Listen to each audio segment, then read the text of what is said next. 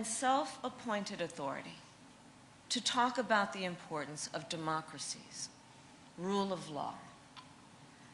But I say to a room of role models, here's the thing about being a role model. When you're a role model, folks watch what you do to see if it matches up to what you say.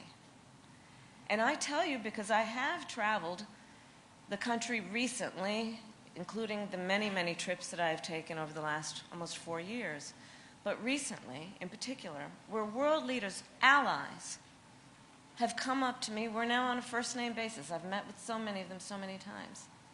And they have said to me, Kamala, I hope you guys are going to be okay.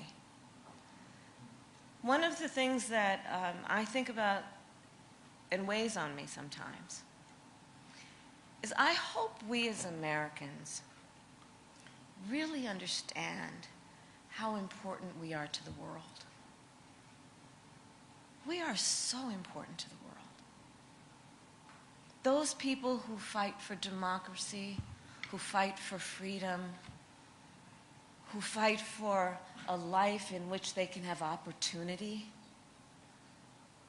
they hold us up and they hold us out as a model. And that, as much as anything, is at stake right now in this election. And I know I'm speaking to a group of people who know that and know that well. You know, I was raised to believe that hard work is important. It is important to look out for each other. It is important to understand that the vast majority of us have so much more in common than what separates us. I was raised in a community of folks who understood that when we stand together, when we look for commonality, that's when we thrive.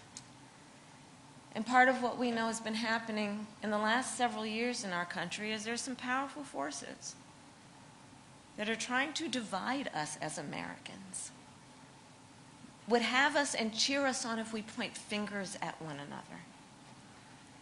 There's this kind of backward thinking coming from some folks that suggests that the measure of the strength of a leader is based on who you beat down, instead of what we know, which is the real measure of the strength of a leader is based on who you lift up. That's strength. But truly,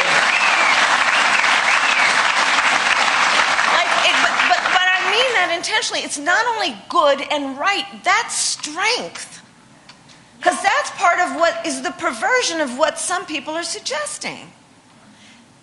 As though it is a sign of weakness to have empathy, to have some level of concern and care about the suffering of other people, and then take it upon oneself to do something about that. That is about lifting the condition of your fellow human being.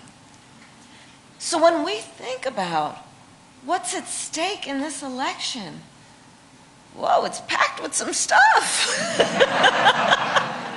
It's packed with some fundamental stuff.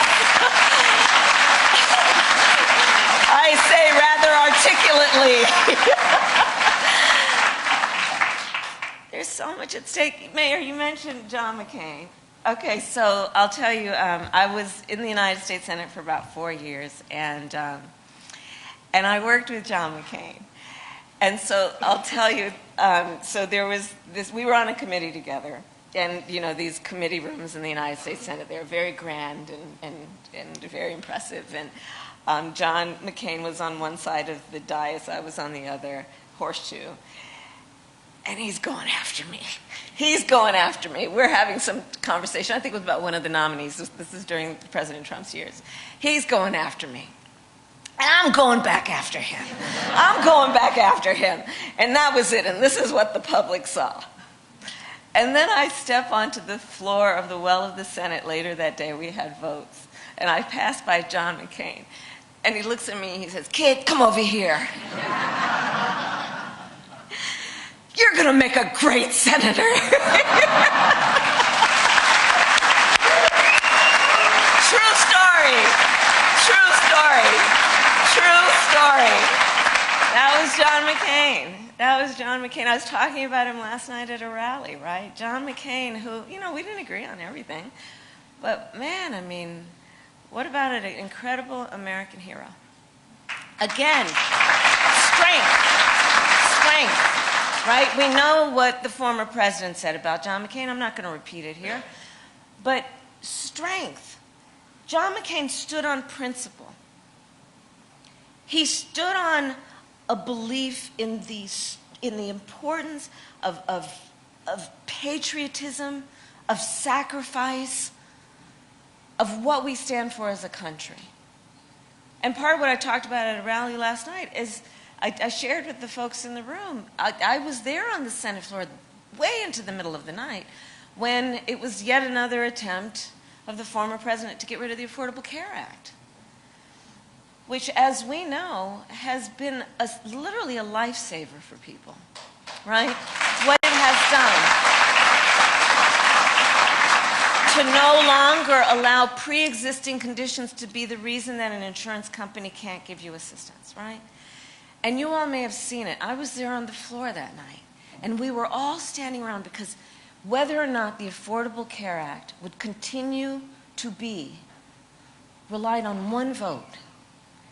And we were all standing on the floor. And of course, I had voted to keep going. And I say this, and it sounds like it's out of a movie, but this is how I experienced it. On the floor with my colleagues, and the Senate, well, it was late into the night. And in the Senate, you walk onto the Senate floor, and there are these big wooden ornate doors. And those ornate doors opened. And John McCain came out. And he went to the floor and he said, "No, you don't." I said, "No, you don't. No, you don't take away health care for millions of people." And that is but one example of an individual that we all respect who put country before party in terms of what they thought was right. I am honored to have the endorsement of Jeff Flake, someone I also worked with. Again, putting country before party. And so I say all of that to say that those are examples that are situated right here in this beautiful state of Arizona. A tradition that everyone and all of us, I will say, stand on. And then, of course, most recently, what Maricopa did in terms of the clerk refusing to participate in the intention to undo the will of the people in a free and fair election.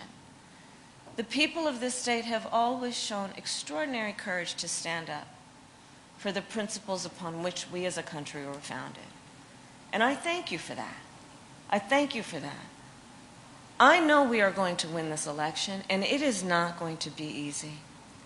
There are forces at play that are making us as Americans, I think, call into question certain fundamentals that we've always taken for granted. That is part of our pride. Freedom.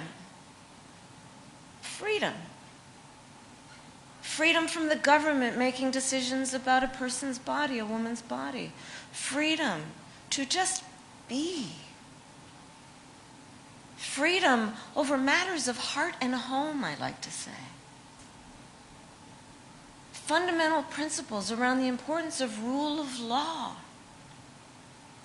Whether we should actually be concerned and have a question, a legitimate question, in an election for President of the United States, the Commander-in-Chief, of whether they will abide by the oath. But imagine, that's a legitimate question we are asking. It's not rhetorical. It's a legitimate question we are asking. He who said that he would, quote, terminate the Constitution of the United States. He who said he would be a dictator on day one. He who intends to weaponize the Department of Justice against his political enemies. Take away the independence of the Department of Justice and put in place loyalists. Fundamental notions about who and what we are as a democracy are at play in this election. And you all, each of you, have had the courage to say, hey, we may not agree on every single thing. That's also what a democracy looks like. But foundational, first principles cannot be in question. Not for the sake of our children, not for the sake of our future and well-being, not for the sake of our standing in the world. And so I tell you all this to just reaffirm that we share not only a concern but a commitment to our country and what's most important about, in a moment of crisis, dare I say, I think this is one, do we stand together as Americans, being our first identity, and come together around these issues? And I am going to actually announce, we have press in the room, that I have decided also, not only will I have a Republican in my cabinet, but I'm also going to, I was talking to my team about it, I want to create some structure around the following, which is, I love good ideas. Wherever they come from, I love good ideas. Right?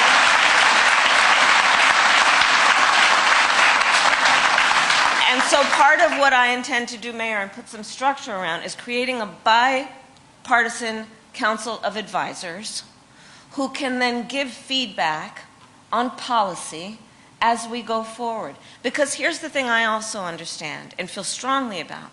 In order for us as America to maintain our status as the strongest democracy in the world, we need a healthy two-party system.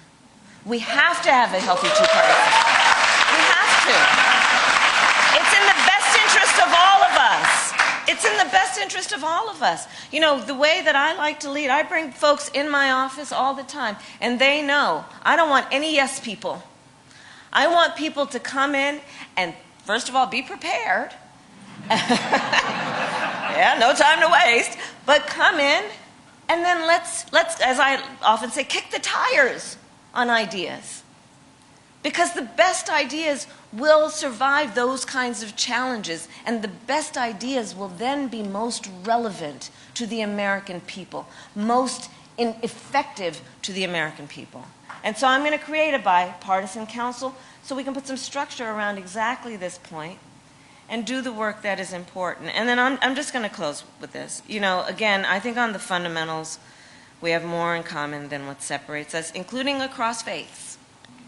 So I know there are a lot of members of the LDS community here, and you may or may not know my pastor actually spoke at the 100th birthday of President Nelson. Yeah.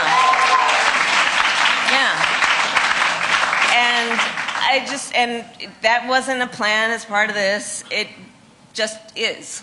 And I just think if we think in our lives and in what we know, there's so many examples of that point. We have so much more in common than what separates us, especially on the fundamentals. And so with that, I say that I am committed to all of you to be a president for all Americans and to work as we must together, again, knowing we have so much more in common than what separates us, and on the biggest and most important issues, I think we know that this is a fight that is not against something as much as it is a fight that is for something. Thank you all.